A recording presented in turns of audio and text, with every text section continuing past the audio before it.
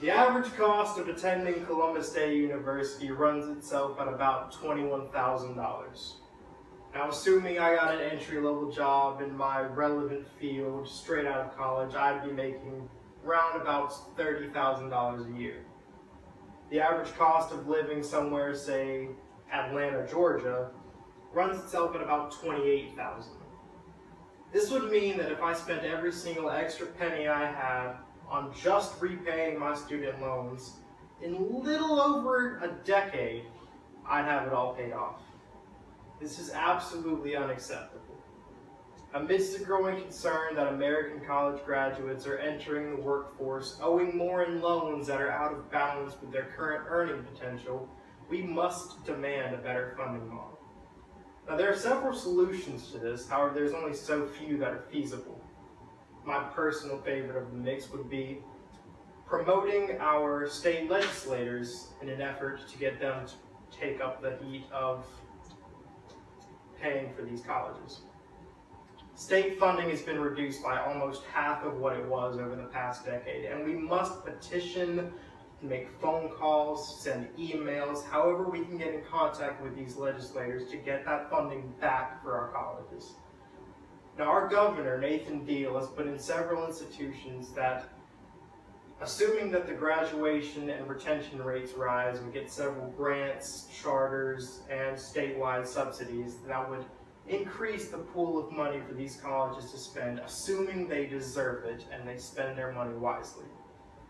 So what is wise college spending? That would be spending less money on amenities such as recreation centers, workout centers, athletic fields, computer labs, and the like, in an effort to focus strictly on the education and graduation of the students. This doesn't necessarily mean the standardization that most public high schools went through, in that they're forcing you to take a test just so you can pass and get out.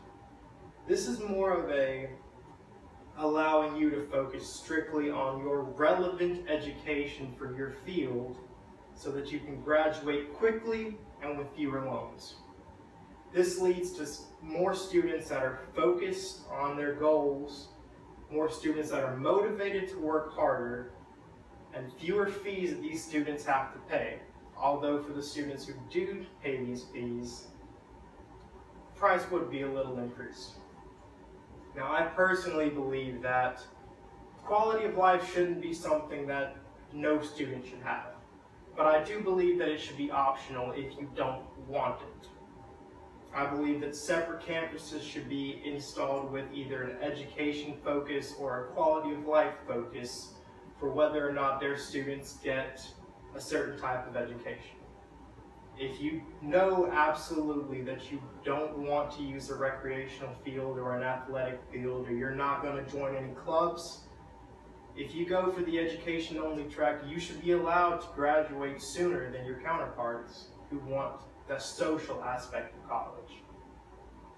And if you choose to go to these athletic fields and you want to participate in events, then by all means, feel free. But I don't think that quality of life should have to sacrifice an education. I don't believe that students deserve to have their education taken from them or to have to pay exorbitant amounts of student fees just so that they can graduate from college. So I ask you to ask yourself, what does your college experience actually cost?